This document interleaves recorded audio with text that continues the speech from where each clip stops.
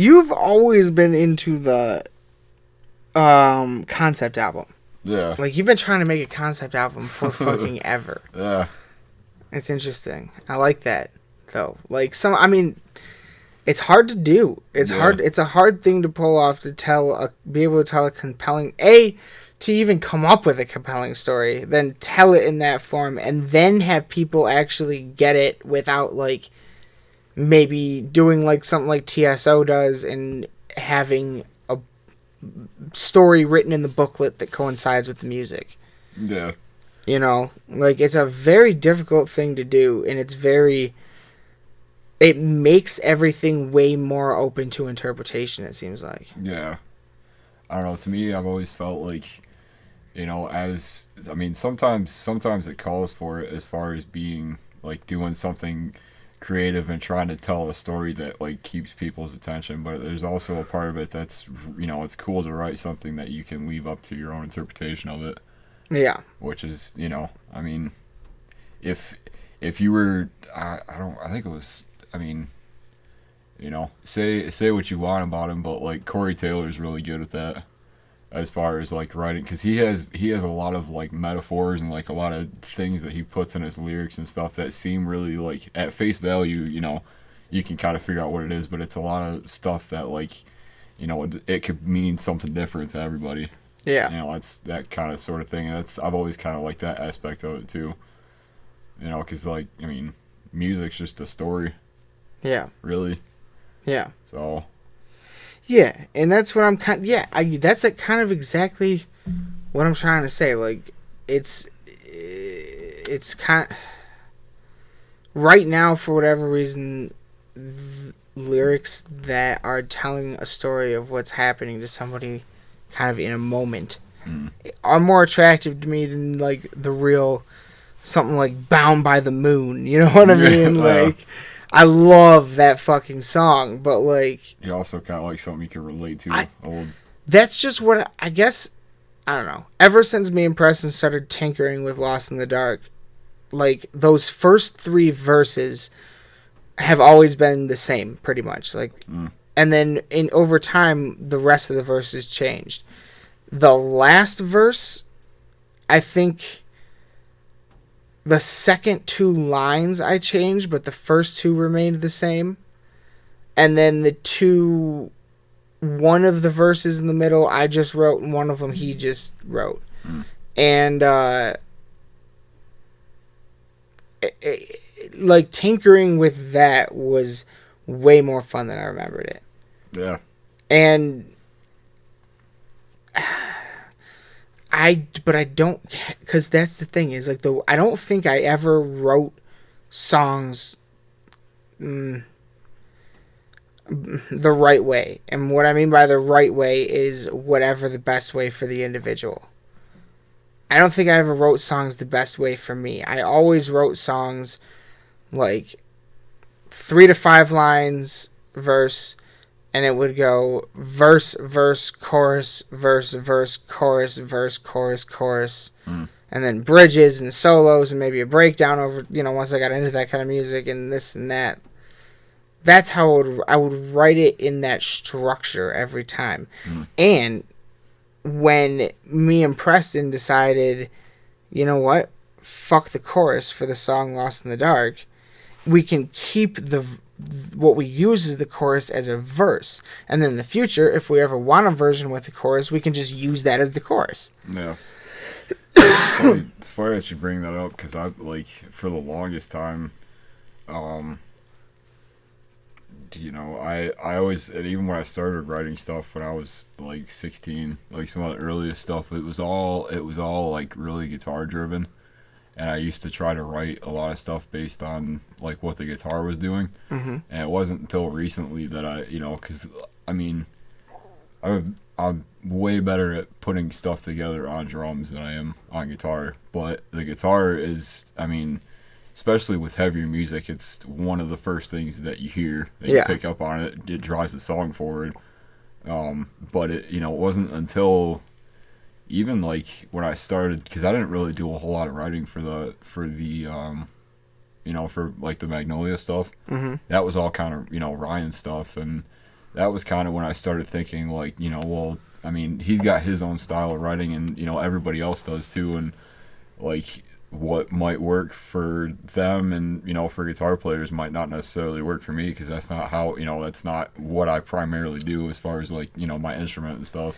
Especially when you're talking about a guitar as a lead instrument, when 9 times out of 10 the drums are not a lead instrument. Yeah, it's yeah, completely exactly. different. And you could, it's always like I've been picking up on it more so recently with you know a lot of music I've been getting into is like you can tell pretty instantly when you know when like okay so this is gonna be more of a guitar driven song or this is gonna be more of a drum written song. You can tell the differences because there's more you know I mean it might sound kind of obvious but you know it's I don't know that whole thing is kind of interesting. It kind of got me thinking like well maybe there's more than one way of you know because I used to do it that way for the longest time and you know even with like experimenting with vocals and stuff. Like I used to try to write it around the vocals and I have sometimes but that's kind of limiting because you know you think of like a rhythm or something that goes along with lyrics and you know see that's kind of always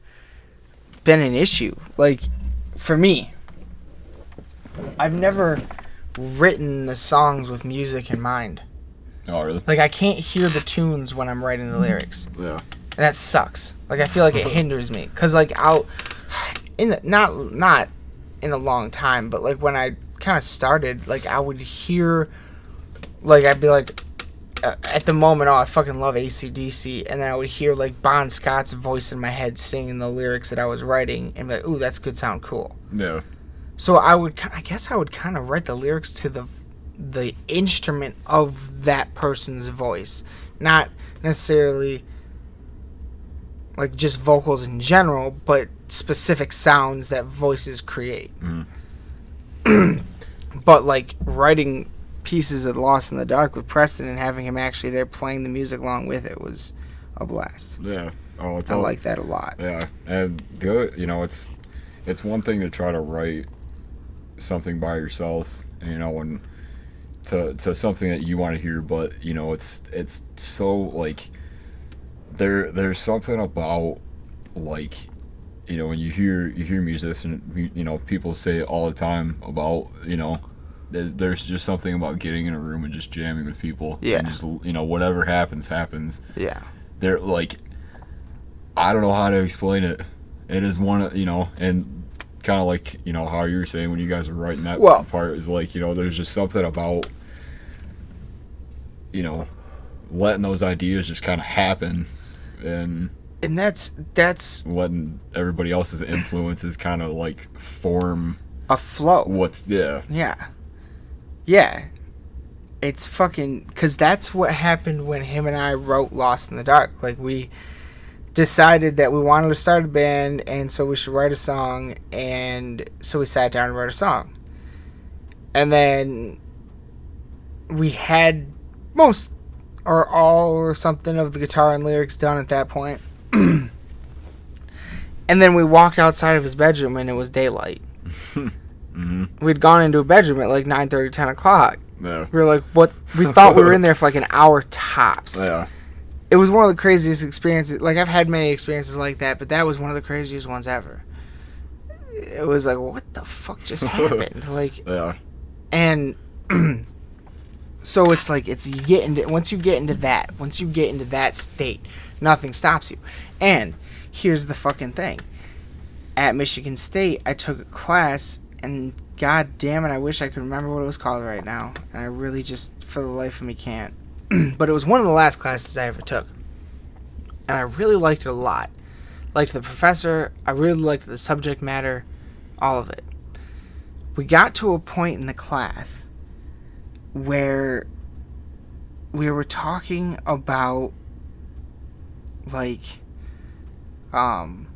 states of being or working, I guess. And there's like two factors. There's interest, that's right. I don't know if these are the exact words, but it's something like there's like interest and there's ability. And If you're doing a task with that you have a lot of interest in but low ability, it'll have these results. If you're doing a task where you have a lot of ability but low interest, it'll have these results. But if you hit that Goldilocks and do something where you are have high ability and high interest, you can literally, we talked about this in fucking a real class, you can reach a state called flow state. That's just the word they're using for it right now. You're in flow state when you're doing, you can reach a flow state when you're doing a task with that you have high ability in doing and high interest in doing. And then literally, I wrote it down in my notebook.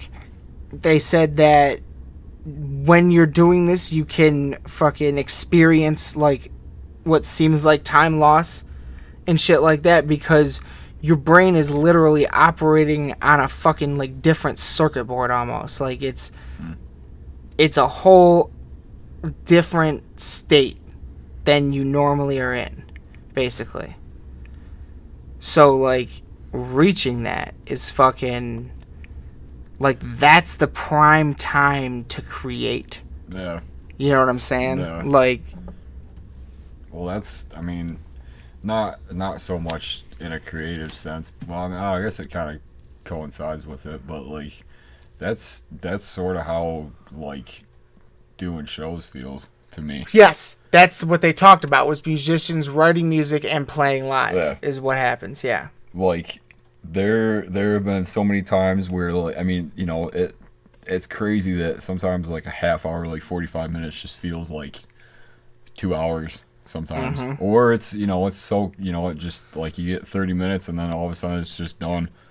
You know, like you do it and then that's it. And it's like, all right, well, that was cool. Like, mm-hmm. You know, it's, yeah, so that makes a lot of sense. I never really thought about it in that. Apparently it's a very real, scientifically documented state of mind. And that blew me away, because I'm, for years, was just like describing it as like the zone. You get in the zone or whatever. That's how what most people say. You get in the fucking zone. Yeah. No, it is a zone. It's a zone. It's a state of being. It's literally a flow state is what they called it. Like, yeah, that shit, man. Yeah, so that's kind of what that's something I definitely want to try to do again. And that's the other thing, is like, in school I fucking always I can't pass most math classes to save my goddamn life. I can pass some science classes pretty well, but like the only things I'm really good at passing is like philosophy, psychology, and English or writing or whatever the fuck. Because for whatever fucking reason, I can sit down and 7 hours later hand you a fucking completed 5 to 8 page double-spaced, works cited, fucking peer-reviewed paper that's going to get me like a 3.5. Like, I can just sit down and spit it out. I can just do it. Yeah. So, like, I can fucking... And I always kind of, like, had a thing for writing, but then I got to the point where I could just figure out what exactly the teacher wanted. So I could write to that perfectly.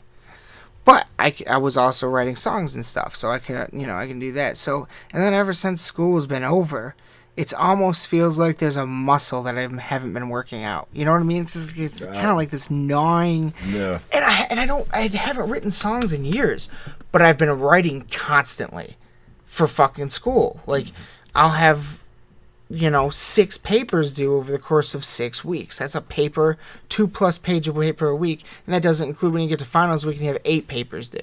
You know what I'm saying? Yeah. You're writing fucking 2+ pages a goddamn week for the last fucking 10 years. It's gonna get ingrained into you a little bit, like. Yeah. And I never really considered it. Like, I never thought about it. So I don't really know. Because I'm not going to sit down and write a fucking diary. But I also don't have, like, teachers telling me to do reports on this. So, I mean, I can research things on my own, but I'm not going to write a report. Yeah. You know what I mean? What would be the point? Like, So I don't really know what, if anything, to even write. So I don't know. Start with this, I guess. Maybe try to make a couple songs that are a little bit different than anything I've ever done. Yeah. Well, I was, you know, given that like, it's just weird to me that you're bringing this up because I was like just thinking about all this morning. Just kind of like because I was sitting down like jamming and stuff, and um I was just kind of burnt out on kind of like the way I've been trying to do things and stuff, and then it's weird that like I find that like more than anything I feel like just like sounds in general inspire me sometimes. Like I'll just like Sounds. hear something or like like a line in the movie or something. Like Mm-hmm. I can't tell you how many times I've been like like I don't know, like The Shining or something, for example, and like I just hear like you remember that scene where it's like one of the last parts in the movie where Jack Nicholson's talking to the fucking the like the not the butler guy, but the he's in the bathroom. He's like it goes from the hall where he's talking to the guy in the bar. He's at the bar and then he Okay. goes to the bathroom and he's talking to that guy about how like you've always been the messenger of this place or whatever. Yes. I think I do remember that. Yeah, like just shit like that. Like and I tried to even like just record it and like write something to it one night, and like I don't think anything ever really came of it. But like I just kind of started thinking about like, all right, well, how can I how can I like take what I already know how to do and like do it differently Yeah. with like be inspired by something else that allows me to like Look at it in a different way. yeah like stretch that creativity a little bit further, and like maybe I was kind of thinking like because I don't really have a way to do like sample stuff, but I was thinking like I mean there's just I don't really know where I was going with this, but like just kind of like what you were saying with like not really feeling like there was something that you weren't doing for a little while, Oh like you like wanted to an stop. itch. Yeah, Yeah. it's kind of that same thing, but like what can I do to sort of like have that inspiration again, kind of Right. like thinking of it in different ways as opposed to just being like I'm gonna write a song just sitting down with a guitar like I usually do. Right. you know so yeah, I get what you're saying. You gotta just challenge yourself sometimes. It's something. You know No, what I mean? no, Just change it up. I don't know. Like, yeah. just like Do something a little bit different at yeah, least. Because, I don't know. Like, if you love the stuff you love, but it also can get boring. it's Like, you yeah, need other things. yeah, Take you out of the comfort zone a little bit. yeah. Like I don't, as much as I love super heavy music, there have been weeks or days at a time where I just won't want to hear any of it Yeah. because I'll just feel like uninspired by it, and then all of a sudden I'll hear something else that's piques that interest again, and Yep. I do the so same exact thing, dude. because otherwise it just it just kind of gets stagnant, and you're just kind of like, all right, well, I heard this in this song, or I heard I don't feel the same way every single day. yeah, yeah, Yeah. exactly, that's yeah, It's weird. Want to know? Oh, here's something. Fucking, so we know we've seen situations where like let's say two twins are born at a hospital and then they're separated at birth and they're raised in totally and completely different environments, 100%. And then they meet each other when they're old and like they wear the exact same kind of clothes. They married wives that look very similar or have the same name or fucking this and that. They have like the same exact kind of job and the exact same kind of house, even though it's a world away. Like mm, they managed to find like the exact same things in their different parts of the world, mm, kind of thing. This is fucking well documented. It happens all the time. So, doesn't it stand to reason then that things we like are genetic?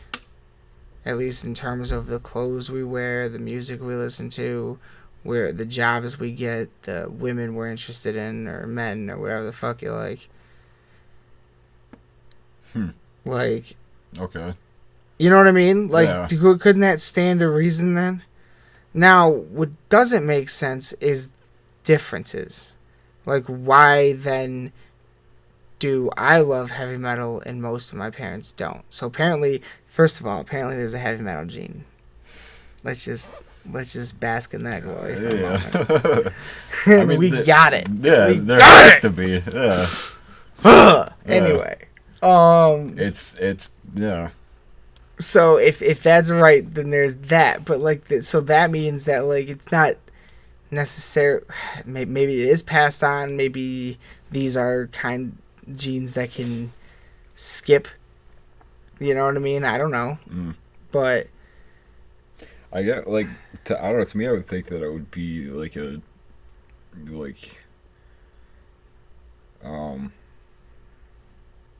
it would have to be influenced from something else or from somebody else at some point. You think that, but that's kind of what I was just about to say. Actually, it's like on the one hand, like I was never really into it until my uncle showed it to me. But on the other hand, had he shown me techno instead of metal, would I have liked the techno, or would I have just not liked anything until somebody else showed me metal? Yeah. God, I don't. Yeah. Huh. What was it? Yeah. You know what I mean? And I think it was the music. I think it was that, like, that sound spoke to me for some reason in that moment. So that's. I don't think it matters how you find it. I think it's always going to end up finding you. I think, because to me, I don't know, because before I got, like, really into it, it was always, when I was, like, 13, it was like certain rap music and stuff that kind of got me into music. Eminem. Yeah.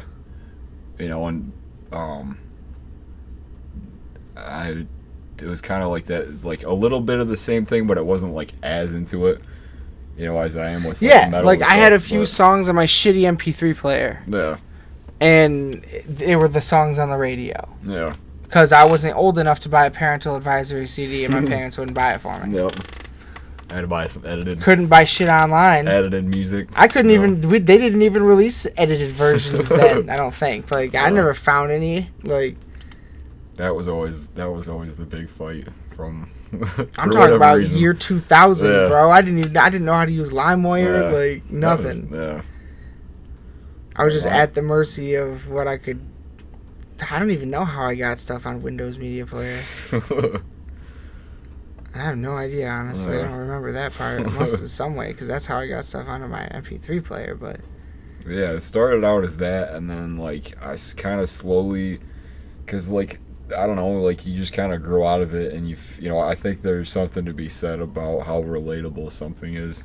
Well, here you go. Think, I would.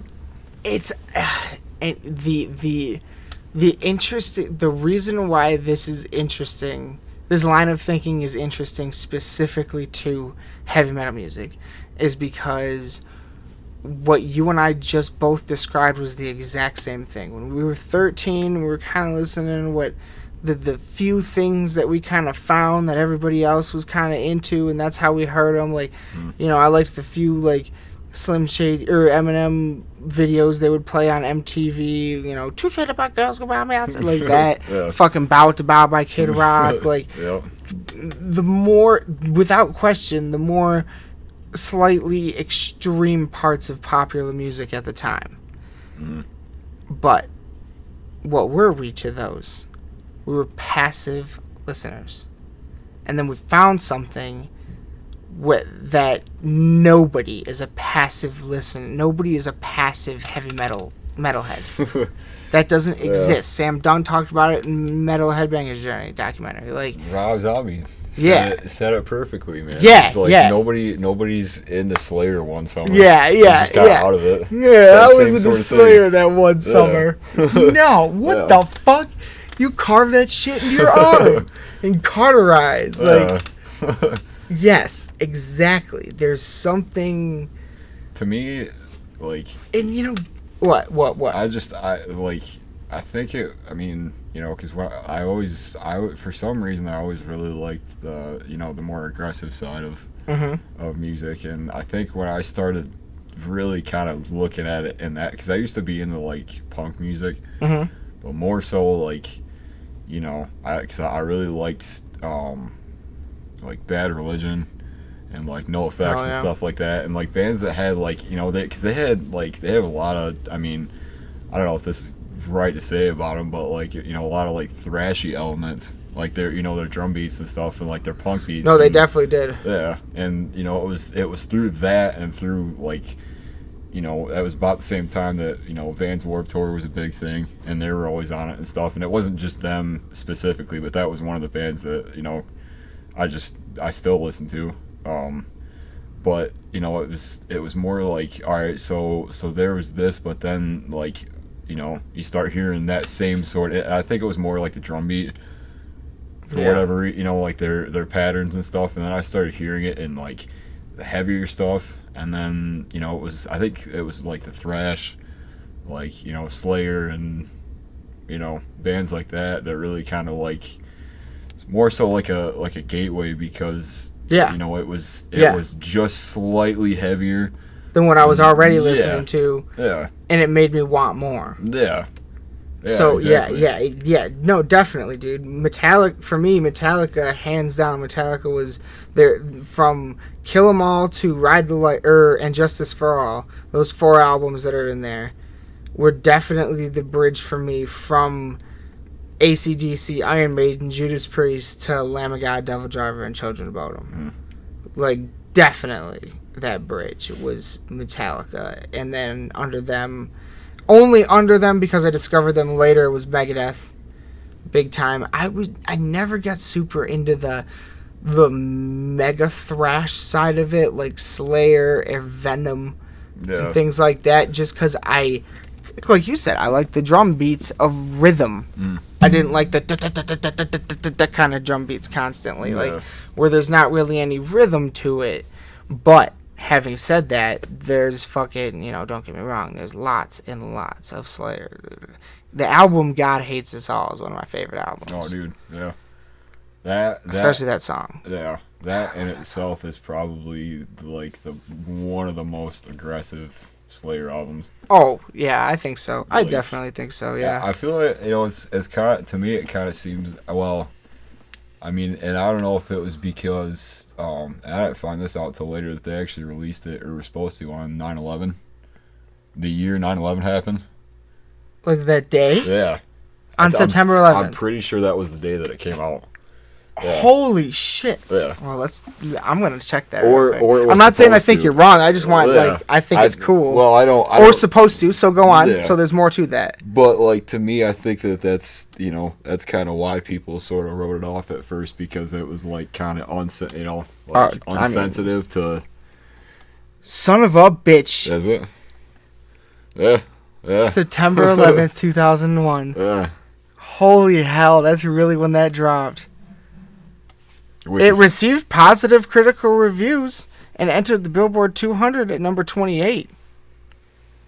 Wow. But I mean, at the same time, I think you're right. I think that a lot of controversy around it. Well, not only that, I think that, you know, any artist dropping an album on that day that album's gonna go unnoticed for a while. So, I mean, you know, at the same time though, it's not as if they knew. Of course. You know, what was going to happen, or that it would coincide with. The album was done for 4 months, and a record company decided when to release it. You know what I'm saying? Like, yeah. The album had been done for a while. They didn't even know when it was coming out until they were told. Like,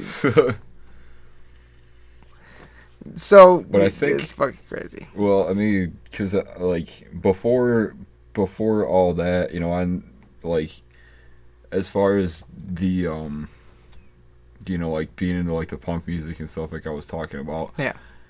I don't think it was really because I remember hearing like because this was when the first Linkin Park album came out. Oh yeah, I was into them too.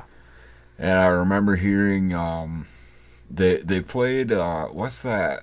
I think it was One Step Closer. They played it on fucking some like award show, like MTV Awards or something like that, way back when they were like before. In the end, it doesn't even matter. Well, that song? No, same like time frame, okay. But like the first, yeah.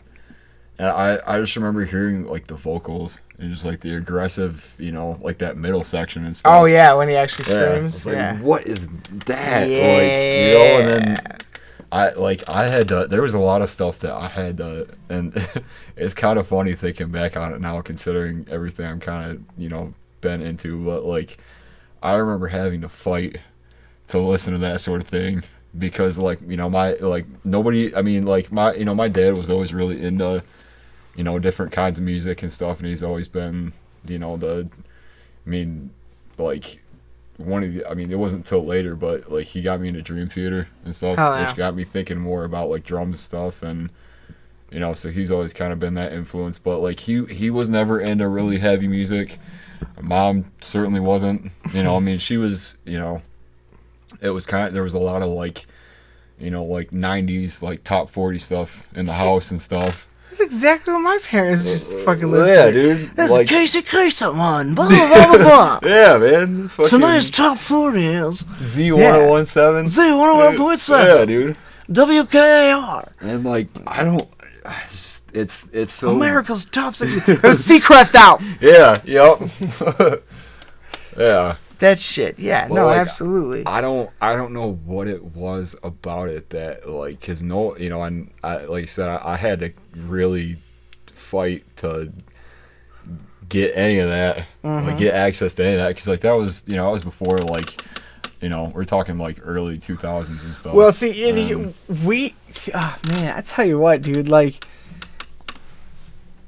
I didn't really have like. I mean, at that point, like the internet was like kind of a new thing. Yeah, yeah. And there wasn't really any way to access that unless it was. And I didn't like just talking about it now. I didn't really think about how influential like what I heard on like TV and stuff. Dude, that's early in the morning. It's kind of where I was about to go with this. Like, well, I mean, I guess kind of today is anybody, but like. We were right there at a real weird time. Like, the internet, it was right before the internet got huge. And there we were trying to, like, seek stuff out. Yeah. And, like, one of my biggest ways into it was the fucking shit they would play on VH1. Those fucking, like, countdown shows. Yep. There were so many of those about metal and rock and roll and stuff. And I watched every single one twice, at least. Like, every single one. Like, that show, one of those, I don't fucking have any idea. I think it was top 100 songs, and they would do it in two parts, you know, 150 and 49 to 1. Saturday mornings. I don't even know when, honestly. Like weekends. I just remember one time I think I was sick. I don't know, something. I was like laying in my parents' bed and they had the little tiny fucking TV on with the built-in VCR. That shit was on.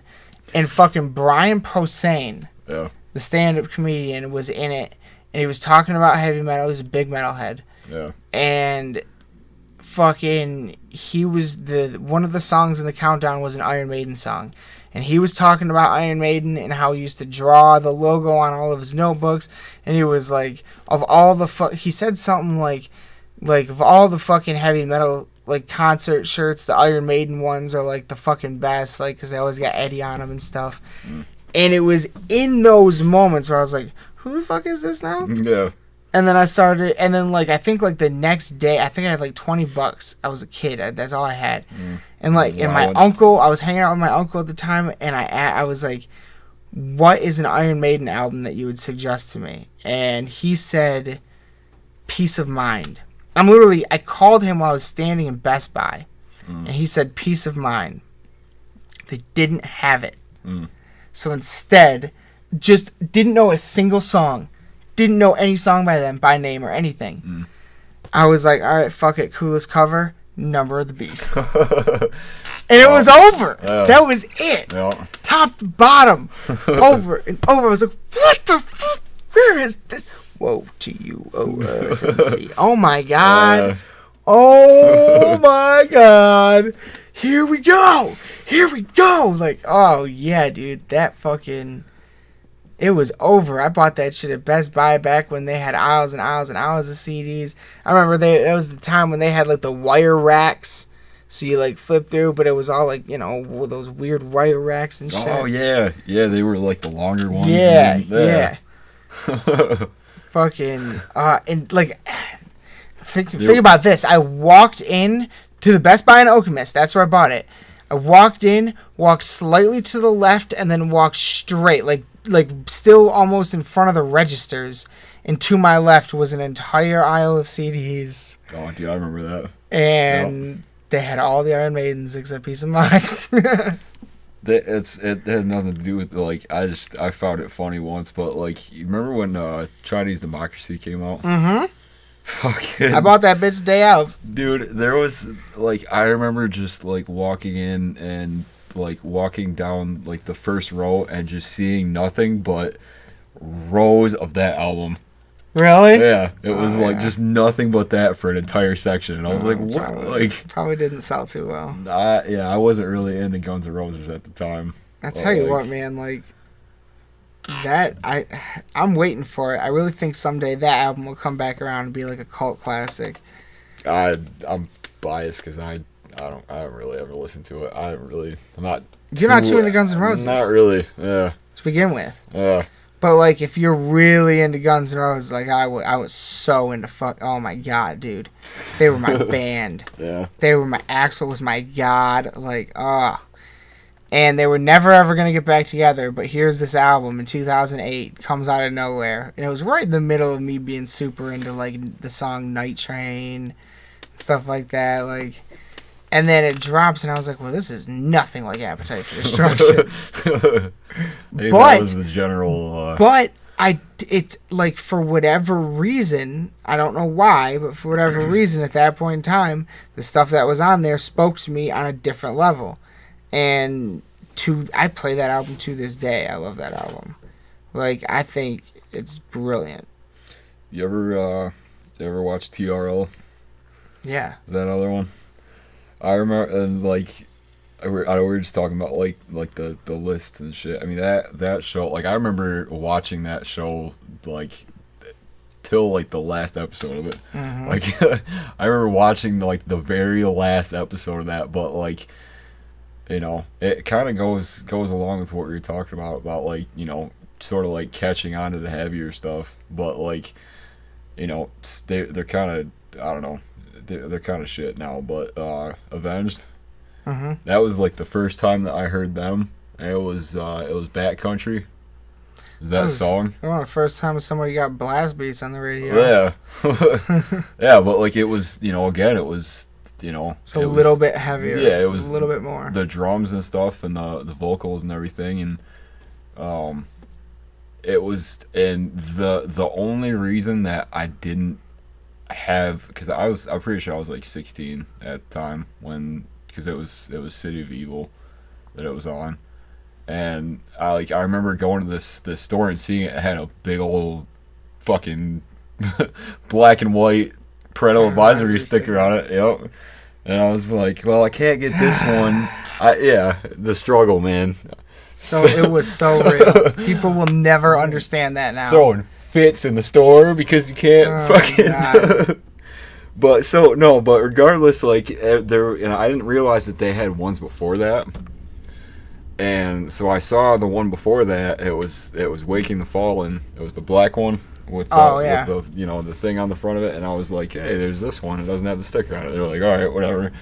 So like, put that in, and like just it sounded nothing like what they were playing because there was all at that time they switched over to like pretty much clean singing vocals and stuff.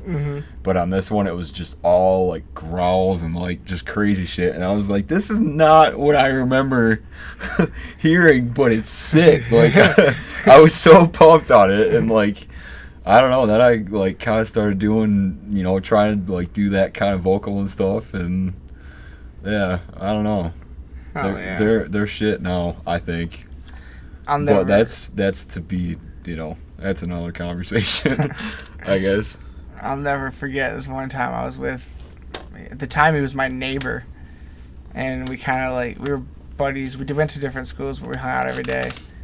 And his mom took us to Best Buy. And like, I can't remember what was going on. I think he was, I don't know. He was like buying something and looking for a CD or something. I was like, dude, you should get this one. And it was Rage Against the Machine. with the burning guy on it? With the burning guy on it. Alright. And he hands it to his mom.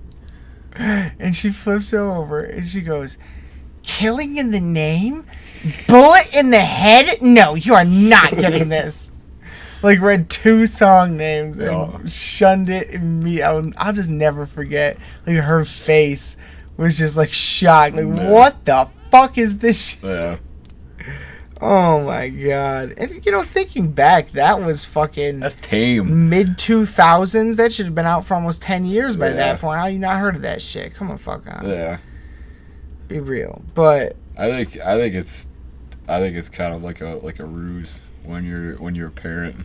And I could totally be just like fucked up and wrong about this, but like, it's that like shock factor that like, oh, like they actually like are seeking this out, like why, what, well, first off, what's wrong with you? Right. We need to stop this. Yeah. Stop this madness right but now. Like, you like, I don't know, there were times that like, I remember, and I don't know if this ever happened to you, but like, and I don't even know if I've ever like brought this up, but like, whenever I would like fuck up and like do something, like I would just have like my music taken from me. Did you ever have that happen? No, like, they never took my music. Like, cause they thought that it was like the cause of why I was acting out. No. Yeah. Yeah. See, no, they never. That's kind of the thing I'm talking about. Like, no, they always went straight for the jugular. They would go right for the car, or just put me in my room. They never really grounded me though. I guess I was never really that crazy. I never did anything that out of turn. I was always in school. I just wanted to get through the day and go home and be fine. So I was always good. Yeah. Well, I mean, I'm not saying like no. Yeah, but when I did, it was significant enough for them to be like, I take piss. You're hearing this like crazy, violent music, and it's making that's you the thing. like. Is that when by the time I got there, it was all just on my headphones. I had a CD player. They never heard half the shit that I was listening to. Well, they gave me a stereo, like, boombox. Yeah, so I never had that. Yeah. Everything I was hearing, they were hearing too. I subjected them to a lot of crazy like. I definitely remember the first time I ever felt like I was getting away with something was I don't remember how I got it. Maybe I don't know. I don't remember how I got it, but I went to Myers and bought a copy of the first Tenacious D album. And I took it home, went upstairs to my room, sat down at my desk, and listened to that thing top to bottom on my headphones. And I was laughing so hard, dude. I was crying, dude. I was in tears, gut-busting laughing. That's the one with... with the drive-through. Yeah, Fuck Her Gently Fuck Her Gently, yup. Wonder Boy tribute. Yeah. Oh my god. And that was the first time I was ever sitting there like, if they heard this, they would not want me hearing this. Yeah. Like, for sure. I love that album. Wasn't passive. That's the P word I was looking for. Right. Fucking it's not passive. Nobody listens to heavy metal. It's passive about it. We all wear it on our clothes and grow our hair out or this or that, you know. All these things that we do. Nonverbal communication. And that's like so maybe, well, I don't know. How would you describe, how do you go about thinking about the interests in a genetic context? Because, like, so then why are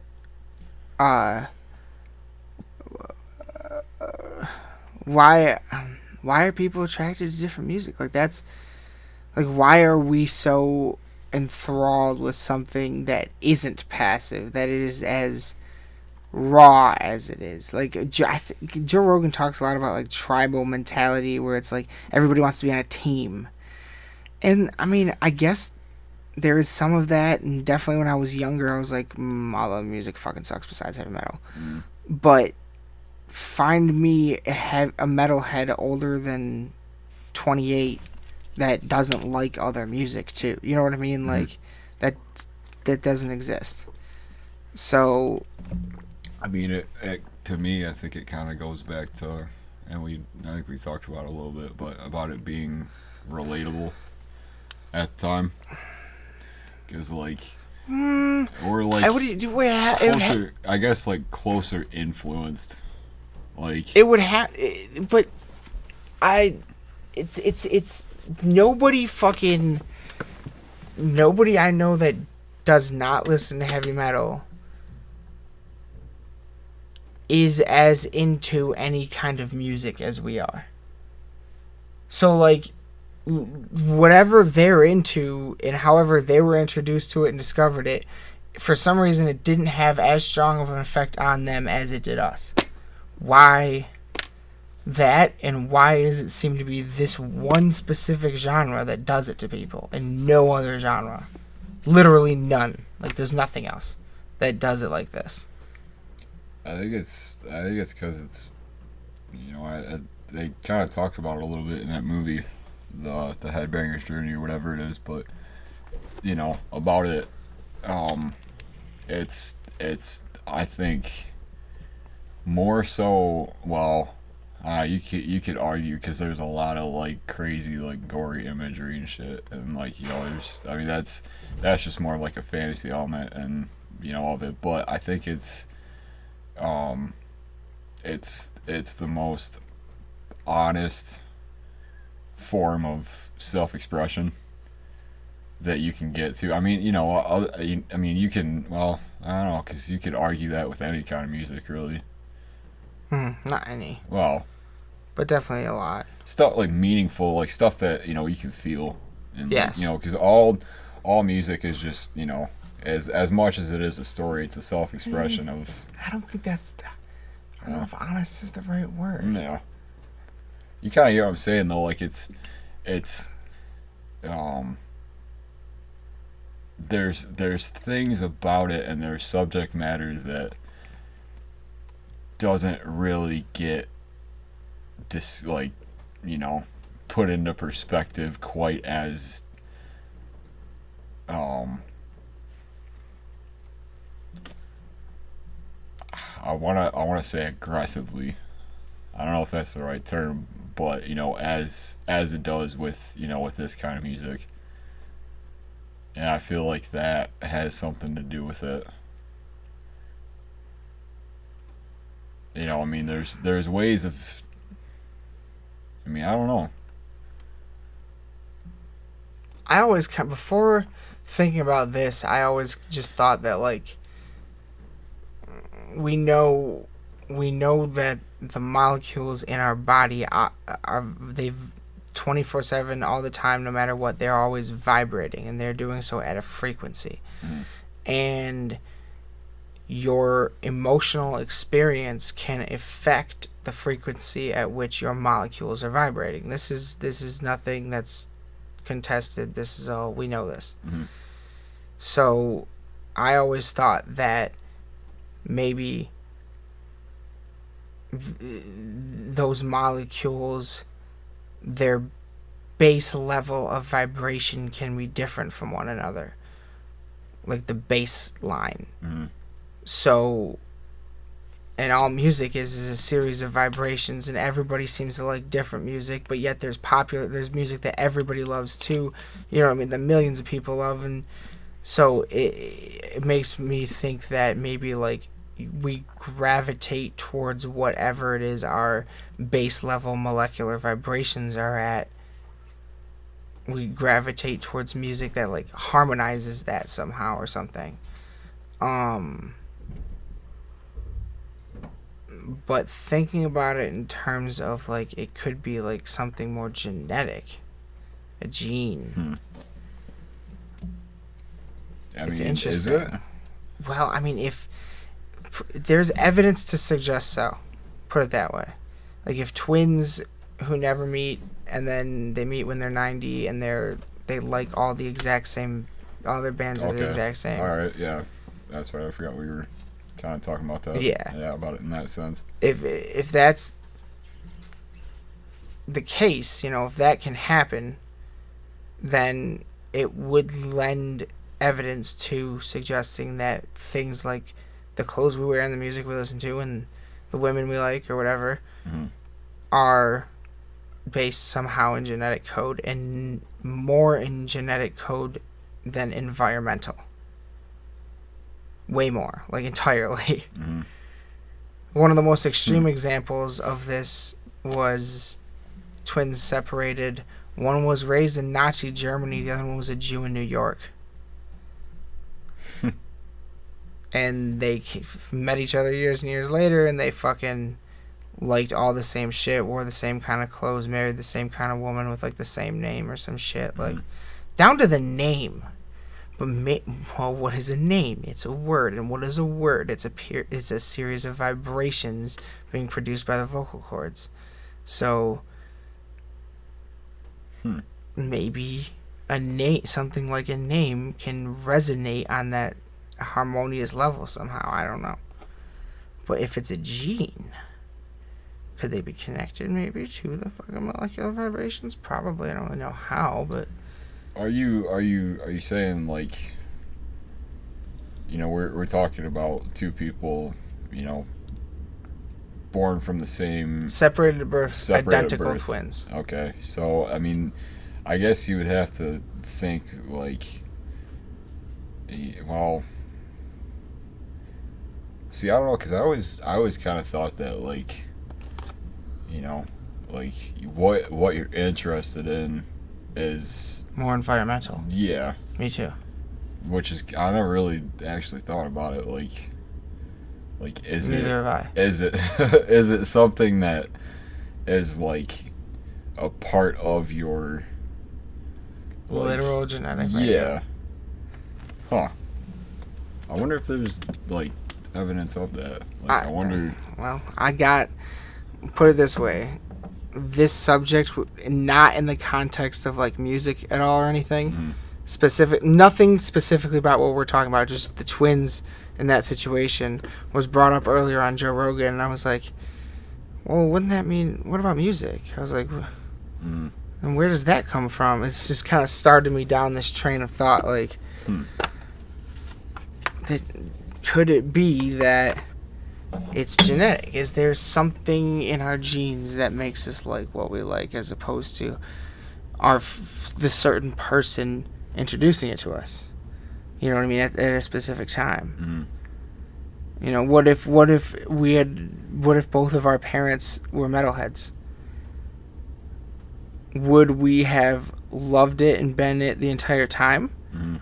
Would it have been something we used to rebel against them when we got to 13, 14? No, I don't.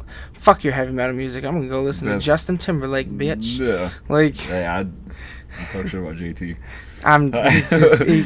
was a pop star in the mid 2000s. I like him too, quite frankly. I like him a lot. Oh, he can do anything. It's fucking. But anyway, yeah.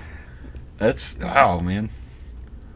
You know what I mean? Like, because that's the other thing too, is like, it's weird, like, I look at my kind of like I kind of what like for a minute there I was doing a lot of like thinking about like why the fuck am I so into these fucking comic books right now, like what is that at 28 years old, Chevy? Yeah. Jesus Christ. But then I started thinking about it, I was like, you know what, like I was real into this and me and my dad were real into it when I was younger, and then like I hit that middle age in high school and shit, and like I just dropped off. I dropped it. Like I didn't want it anymore. Not cool. Not anymore. interest. Not cool. Yeah, whatever. Yeah. And then I got back when I started getting nostalgic. Basically, is when I got back into it. I guess it so happened I happened to be lucky enough to get back into it at a real easy time to get back into that sort of a thing specifically. But fucking,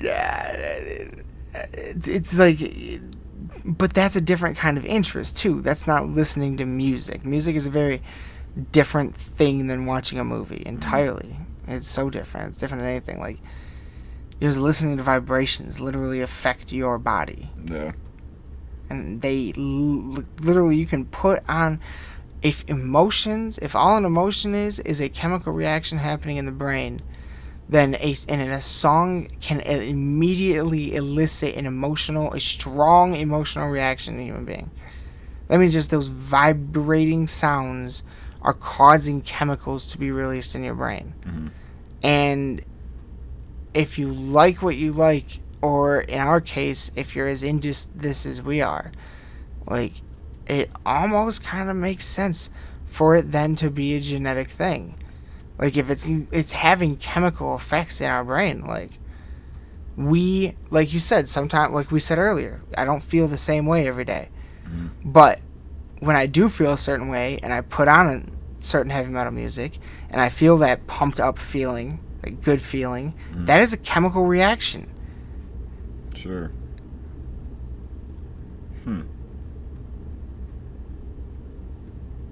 I always kind of think about that as far as like how crazy it is that there's this thing that we do, or that I do, that all it requires is, I mean, in its like most dumbed down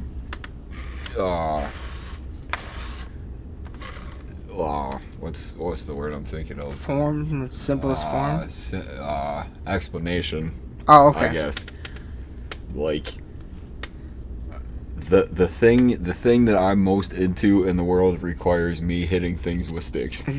Like, what the fuck is that, dude? But like at the same time, like I can, like, there's something, it's that same sort of thing. Like it's like there's just something about it that is ingrained in me that it's like I just enjoy it, and like it's sound vibrations. Yeah. It's sound waves. Like you can see it. Yeah. And for some reason, it like there's no shortage of like an interest in it. It doesn't. I mean, it's so simple, but it really doesn't make any fucking sense, does it? Like, and I've thought about that too. Like, and I think I've talked to you about this. Like, when I was like real depressed, like years and years and years and years ago, and I was taking philosophy classes, and I was just breaking everything down to its simplest form and finding nothing in it. And then, so it was to the point where I was like sitting there listening to fucking Laid to Rest, and I was like, it's just hitting strings, and it's just vibrating vocal cords, and what the fuck is this? There's nothing. What is this? But the nothing part was just me being dumb. The real part of that is, yes, it is that simple, but like you can break it down to that, but then there's so much more to it. There's like something. What is that? What is that thing? It's like people, and I think it kind of goes back to what people always. I haven't heard a lot of people say in a long time, but like how music is a universal language. I stand by that. What does that really mean, though? Yeah. What does that really mean? It's like the crazy, like one of the weirdest things, and it's kind of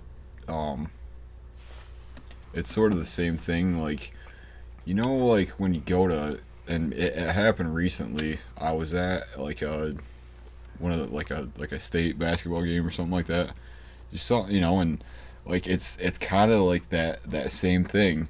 It's not music, but it's you get everybody, top bunch of people in a room to watch this thing that happens. It's all it's an interest that everybody has, but like why are why are we so into it? Specifically, when you're talking about sports, I agree with Joe Rogan, and it's this the tribe mentality. Everybody wants to be on a team, right. And that is as old as time. Yeah, as old as recorded time. We've always had games like this. Olympics are held, for example, and the fucking gladiators and whatever the fuck. Everybody's always had teams in sports. For some reason, humans need games. But I mean, you could also argue with that mentality that like when you go to a show and there's just a bunch of other people around that are exactly that are into it like you are, but you've never met them in your whole life, but at the same time it's like you're united by this one single thing, and you all come together for like a half hour, like an hour, like a day of this happening. But it doesn't really answer the question. No. When okay. I feel like I'm kind of like getting to something. No. You are. Have you ever been like on the floor, almost front row for like Slipknot? Not them, but I have for other like are you talking about like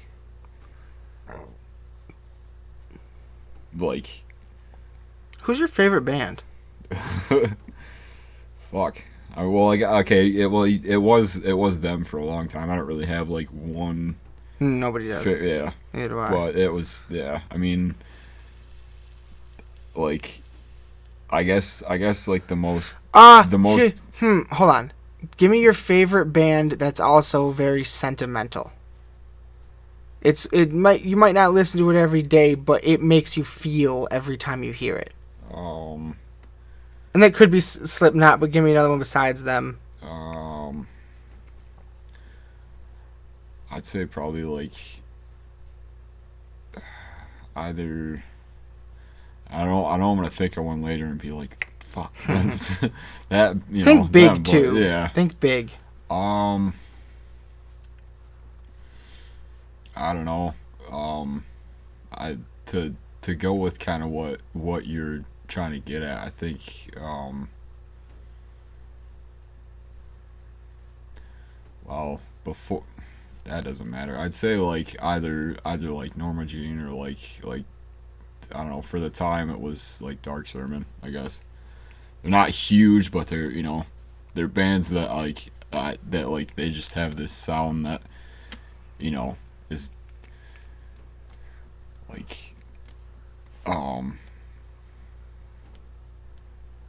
don't know, what are you trying to get at? Maybe I'll give you a band that'll kind of go along with that, because I like what. Okay, so I saw on the floor for standing floor, Palace of Auburn Hills, Iron Maiden. Okay. What's something like that you've been to? That recent every time we've seen Lamb of God, every time I've ever seen them, it's I'm pretty sure we've been like the last time we saw them was that kind of like. Okay, no, that works. Yeah. So, like the first time you saw them on a floor inside, first time ever.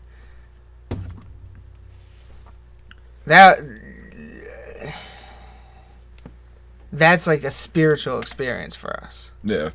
Like, abso-fucking-lutely. Like, like any feeling I've ever felt in my life. Or to this day, I only know one way to get that feeling. And it's to go to that shit. Mm. Now, have you ever been to a concert that is not heavy metal? Yeah. What? Not Tech 9, besides Tech 9. Well, I know you've seen that. Yeah. Well, not like specific. Well, I don't know. There's a lot like small. Like, are we talking like big scale? It doesn't have to be huge, but not at like a festival where everybody that's watching this band is seeing a million other bands that day too. Yeah. I don't know. I'd say like I've been to a Common lot Ground of, like, would work. Yeah. Yeah. I think I saw Rise Against there. Like, you know, I think when you say it, like, non-metal? Not well. Nobody really in particular. If they're using guitars, their song could make it on the radio. I don't know. I've been to a lot of like blues shows and like jazz shows and stuff. I don't know if that really. I'm thinking bigger. Counts. Yeah. I don't know. I'm trying to think. Been to a lot of shows. What about rap shows? You ever been to besides Tech 9? I mean, more like on his label, yeah. I mean, like shows at like the Loft and stuff.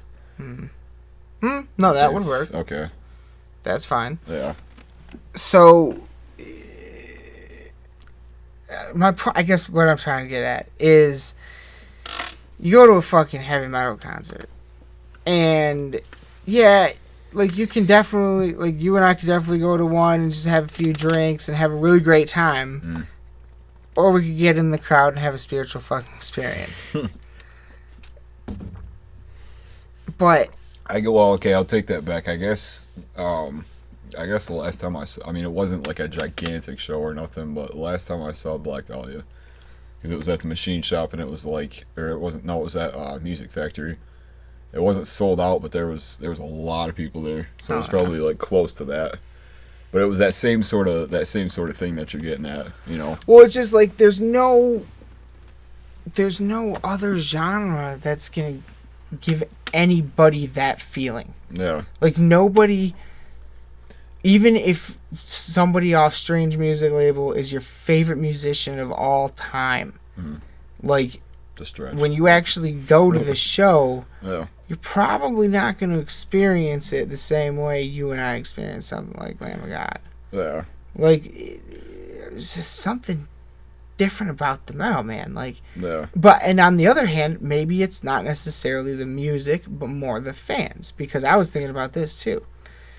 Like we're saying, Chinese Democracy. I don't give a fuck that everybody else hates it and says it's not Guns N' Roses, blah blah. Like, the music's there, like, and it's genius. Yeah.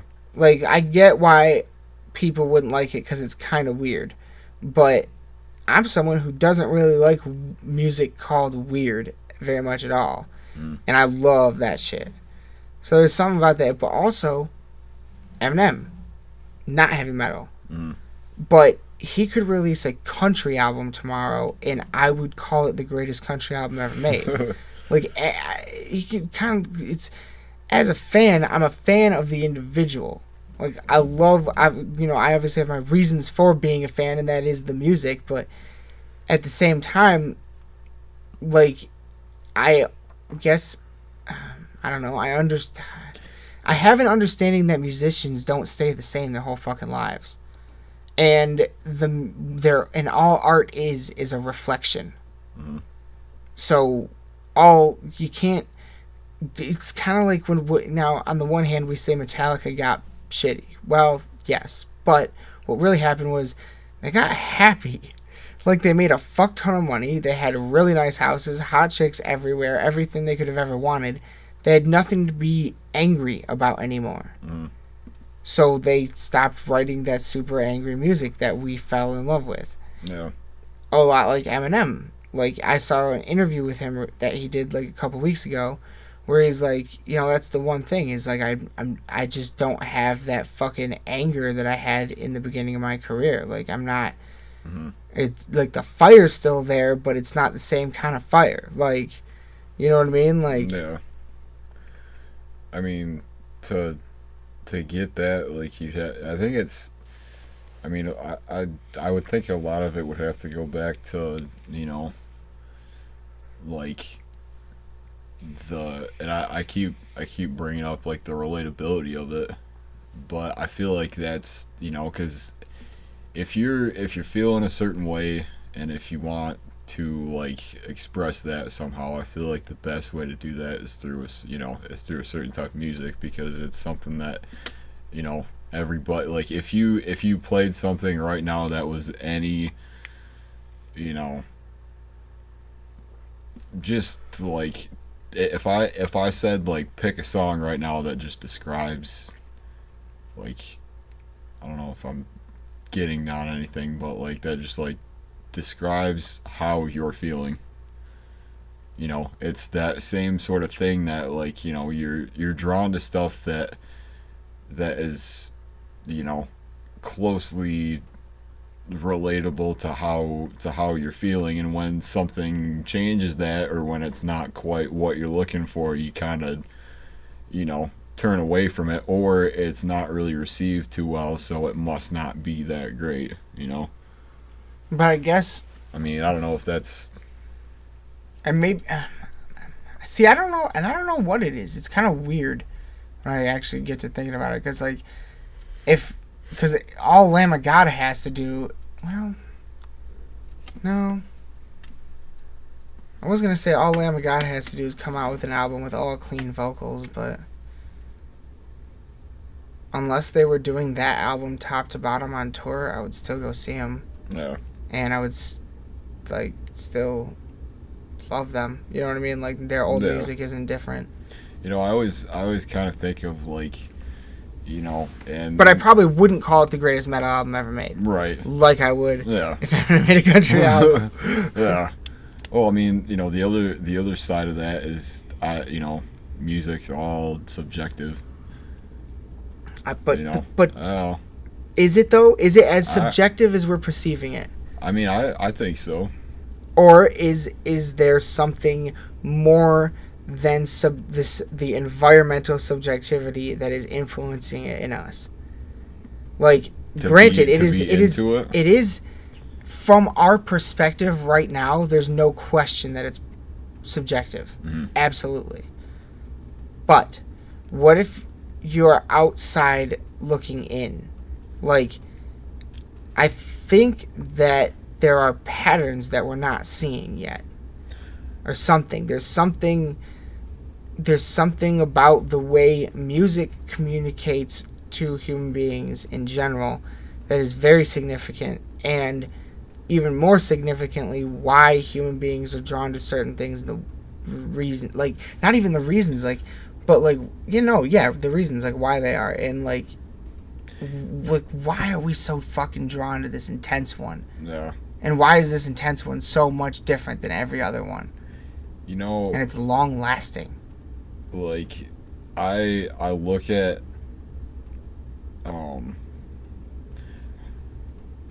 I look at, let's say like country, or like like the EDM stuff that's really big right now. Like I look at it in the same sense that other people look at heavy music, and that is, why would you ever want to hear this or listen to this or anything like that? And like, I think it's more, I mean, it has to, like, oh man, I don't know. I don't think it's environmental anymore. The more we talk about it, the less like, I think it's environmental. Well, I mean, it would seem to like that it would have to be to a point. But I mean, well, I guess you could argue that, because like in that same sense that, like, you go to something that's that you would consider to be like let's say like a religious experience or whatever, like a really like just best show you've ever been to. and then there's a handful of shows that you go to, you know, or have been to before that or after that aren't so great, you know. Yeah. I feel like, you know, I guess it's more like, you know, because I know that, like, sometimes, I mean, sometimes, you know, when you're at something and, like, you're excited about it, but, like, you're not fully invested in it. Like, you're seeing a band that you're into, but you're not super into. You know what I mean? Yeah. So it's like, you know, so it might not be as important or, like, as good of a show to you as it would be seeing something that, like, is that you're, like, right. Like, so, like, let's say changes the experience a little bit. Let's say your favorite band ever is the opener, and I've never even heard a song. My favorite band ever is the closer, and you've never even heard a song. Yeah. But the way you and I both feel about those two different bands is the same, and it's the same genre. Yeah. What I'm saying is the feeling those bands make us feel. Why? Mm. And why is it that it's so rare in any other genre of music, for anybody to feel that strongly towards a band or a musician or a song or a genre? Mm. Like, that intense, like, not obsessed, like, not like Stan, like, not like that. That's not what I'm talking about. Yeah. To be clear, but I'm just saying, like, it's a draw to the literal sound of literally just having it on in your car. Like, that right there is so, like, I don't know, like, I just don't know why. And the idea of it being genetic kind of has things about it that make sense to me, because, like, but there are big pieces of it that don't make any damn bit of sense either. And the fact that, like, that you brought up that it could be genetic is, like, I don't know why that never really crossed my brain before, or, like, I never really thought about that. I never thought about it either. Like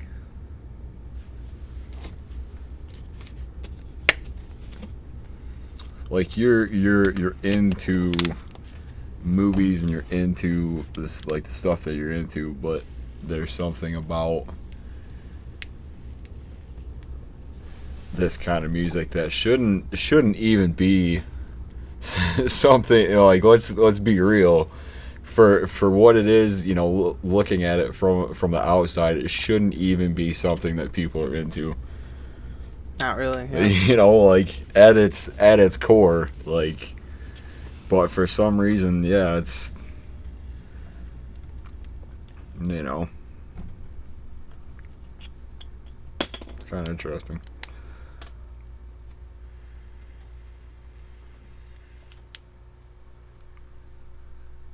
I just,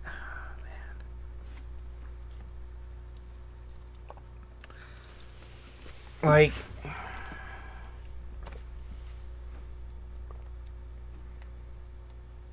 what if it choose that? What? See, what would it even be based on?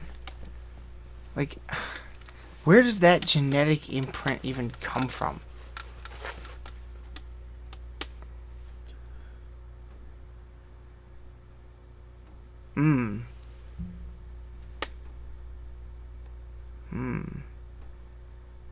Maybe it's a craving. Maybe they're, like, longing for a certain feeling.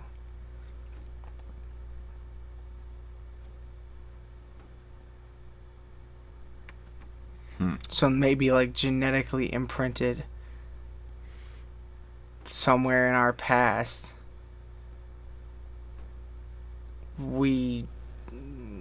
something was going on that was very intense and constant and had a big enough impact to imprint on our genetic code, and big enough impression for it to be passed on.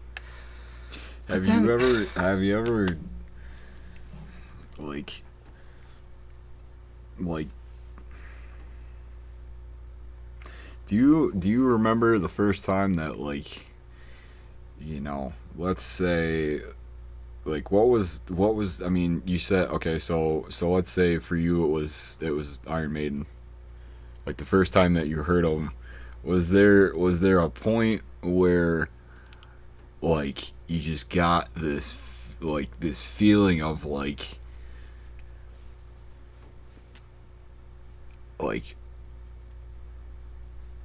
I mean, obviously the holy shit factor, but, was there, like, a certain, like, I don't want to say, like, spark feeling, but it kind of that, like, was there something that, like, you felt that before then you wouldn't have been able to describe, and you haven't really found it since then? There were, like, certain moments where, like, you hear something and, you're like, that's it.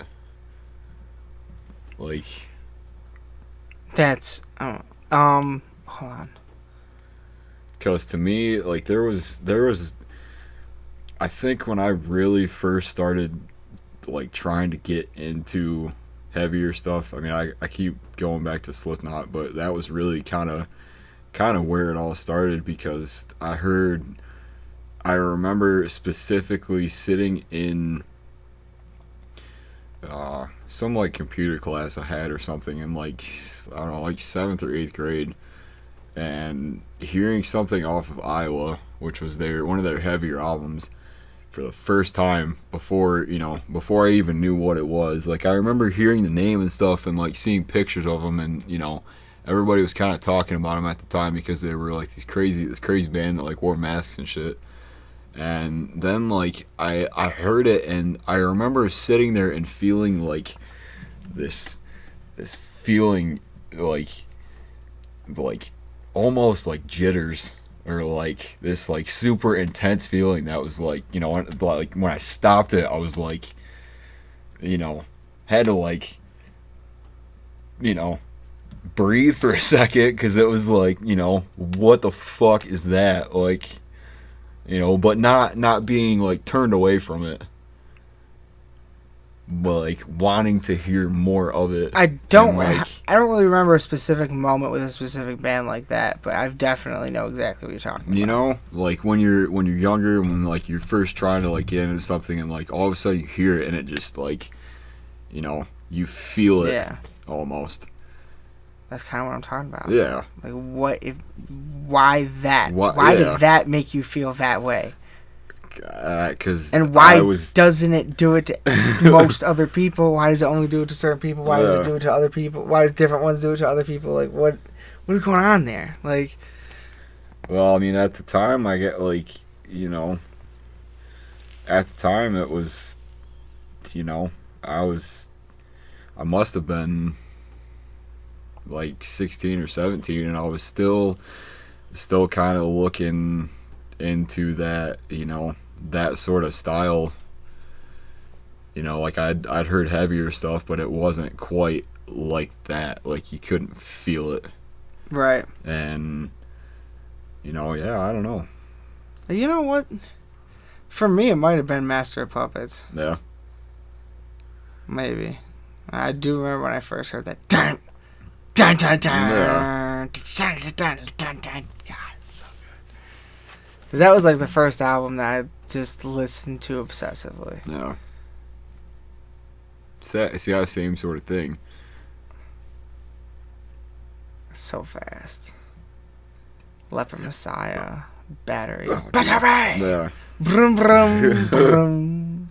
Brum, brum, brum. And then it kicks in. I remember hearing that for the first time. And being like, this is fucking cool. Like, this so is good. This is like why have I not heard this before, or whatever? I don't know. I think it's interesting. It's that high almost. These are all very fresh ideas. Yeah. I just kind of had most of these thoughts today for the first time. No, it's. I think there's. I think there's something there. Like I don't. Could be. Could be. I don't know. Wonder if anybody's done research on anything like this. Probably has. Well, yeah. Like, why is that? And then that opened the floodgates to fucking everything up to pretty much up to this point. Mm-hmm. You know, I yeah. It's beautiful. It's that you hear it all the time, but it's that feeling of wanting to be a part of something that's bigger than yourself. Yeah, no, but like. But why? But yeah, but why? But though? why? And especially, like a lot of people do that, and that's why they do their religion, right? But like, Yeah, we're just dealing with a sound. Yeah. What is that? Like lead strings on a wooden box. Yeah. Shouldn't make me feel that way, but it does. Like, I don't know. It's the performing of human emotions, I guess. The mysteries of the universe.